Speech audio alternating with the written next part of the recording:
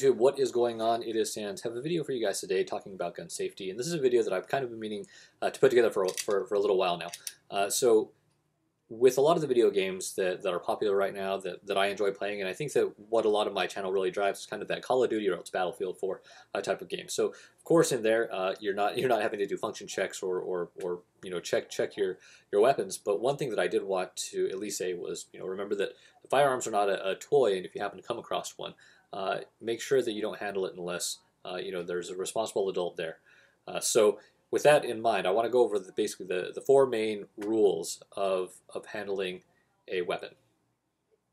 All right, so the first rule is to treat every weapon as if it were loaded. And now this is extremely important because if you haven't handled a rifle or a pistol in maybe a month or 2 months, you don't know if the weapon was indeed loaded before. So what I'm going to do right now is actually pull the bolt back to the rear so that we can verify that this weapon is indeed unloaded.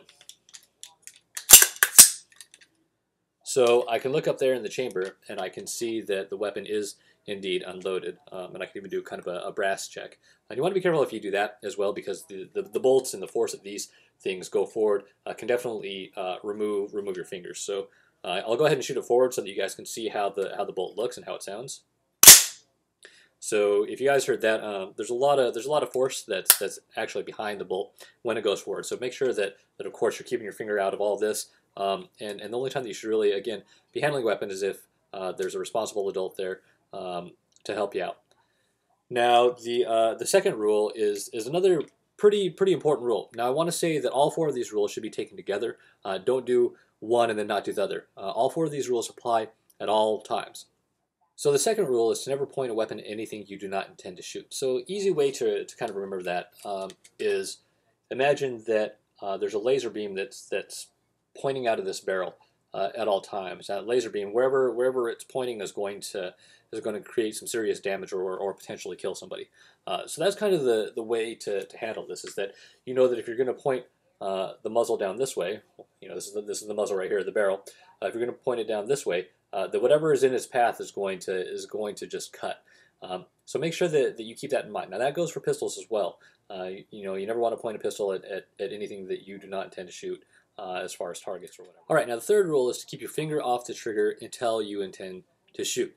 So, of course, this is the trigger right here, and this is the trigger guard down here. And the reason there's a trigger guard is so that a branch doesn't accidentally get inside the trigger well and pull the trigger back to the rear, or so that you don't bump your finger against it and have the weapon accidentally discharge. So the easiest way to remember it, and of course a big thing that I've noticed is when I watch a movie, a lot of people don't necessarily exercise good trigger discipline, and I think that's kind of perpetuates the issue about how weapons should be handled. You kind of have the video games that don't really go into it, and then you also see in movies where a lot of people just have their finger on the trigger and they're shooting and they're doing all sorts of crazy stuff.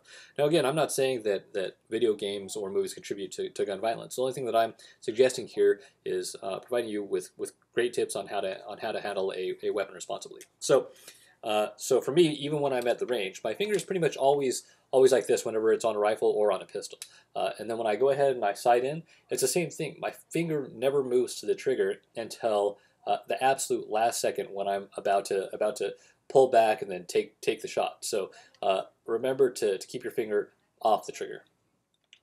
So the fourth and final rule is to keep the weapon on safe until you intend to fire. So again, it's another one of those safety precautions that just helps reassure and make sure that that there isn't an accidental discharge. So the weapon selector here on the M4 AR-15 platform is down here, and you can see that there's a couple of different switches. I don't know how well you guys are actually going to be able to see that, but this one right here has a bullet with an X through it, and the X basically means that it's not going to fire. And then if you move it one more, then it'll move it up into that firing position. So again, it's one of those things where if you're at a range and you're getting ready to shoot, see my finger's still off the trigger, you're just going to flip the safety with your thumb and put it into firearm mode, and then slowly take the shot. So again, it's one of those things that really kind of helps out. So now I have a couple of pistols that I wanted to show you as well. And just to show you that the same things apply here. So here's a pistol, fingers off the trigger, I'm ejecting, pulling out the magazine. You can see there's no bullets in here, and then I am clearing it just to show you guys that there's nothing in here. So the thing with some of the newer firearms is that they actually have a lot of built-in features where you can't pull the trigger even if the magazine or if the magazine is out, and you have to have a round chambered. So there's certain like kind of little functional things that they've added to these pistols. Now, one exception, and this is kind of why these rules are extremely important, is this guy right here. So this is a Kel-Tec 380. You can see that it's a very small gun. It's kind of reminiscent of the James Bond pistols, if you're familiar with those. So again, I'm going to eject the magazine. You can see there's nothing in there, and I'll pull this back and make sure that there's no rounds, and there's nothing in here. Now, the thing that's kind of interesting about this pistol is that there's no safety. There's no safety on this pistol at all. So basically, what you're relying on is your own discipline and the way that you can apply those rules at all times. So again, that's one of those things that could be extremely scary. Is if you were to come across a pistol like this, and there was a round in here, and you put your finger on the trigger and you pulled it. I mean, there's nothing to stop it because there's no safety. So again, you guys, just wanted to kind of show you guys a couple of different firearms and really reiterate those 4 rules to you. All right, you guys. So let's go ahead and review the rules really quickly as we close down this video. So the very first rule, as you guys will recall, states: treat every weapon as if it were loaded. Again, you never know what condition the firearm is in. You don't know if there's a round that's already been chambered. Even if it's a weapon that you think that you've, that no one else has handled, there's still the chance that a round may have made its way somehow in there.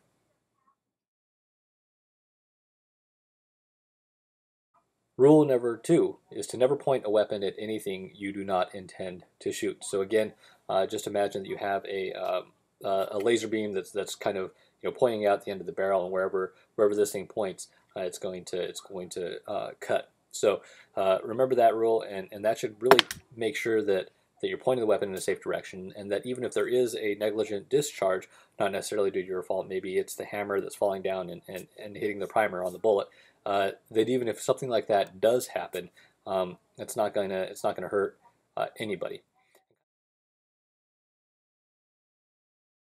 Number 3 is to remember to keep your finger off the trigger until you intend to shoot. So again, I kind of challenge all of you to take a look at some of the movies and some of those other things, and see if you can find situations where people aren't exercising the trigger discipline that they really should have. Now, both of these firearms that I have, both the pistols, are double action, so that means that the trigger pull is actually pretty heavy on them. So it makes it very difficult to just kind of pull back and have the firearm discharge. But there are a lot of other pistols that are a lot more common now that are single action, and those single actions, I mean, are just you can barely touch on them, especially if someone's done some trigger work on it or maybe modified it a little bit. That could literally feel like someone just kind of blows on the trigger and it'll discharge. So your 4th rule is to keep the weapon on safe until you intend to fire. So again, when I'm at the rifle range and I'm shooting, for me, I'm already sighted in, and I'm trying to get my target, and then at the very last second, what I'll do is I'll take the safety and I'll flip it off, and then I'll slowly move my finger to the trigger and then pull. So again, there's no reason for the weapon to ever not be on safe. But then again, if you have something like this, that is this smaller pistol that doesn't have a safety, then you have to be extremely careful, because you never know what the status or condition of that firearm really is. So thanks for watching this video, you guys. I hope that you found it informative and useful. And again, remember that when, of course, you're seeing a video game or something like that, or you're seeing a movie, that the people in there necessarily aren't weapons experts, and they don't necessarily show the safe way to be handling firearms. So I want you guys to keep that in mind. And if you ever come across a firearm, remember the big thing there is just to not pick it up or to not touch it, because you never know what condition it is. You don't know if the weapon's been modified, and you don't know if there's a bullet in the chamber. So make sure that you guys are staying safe out there. Thanks for watching.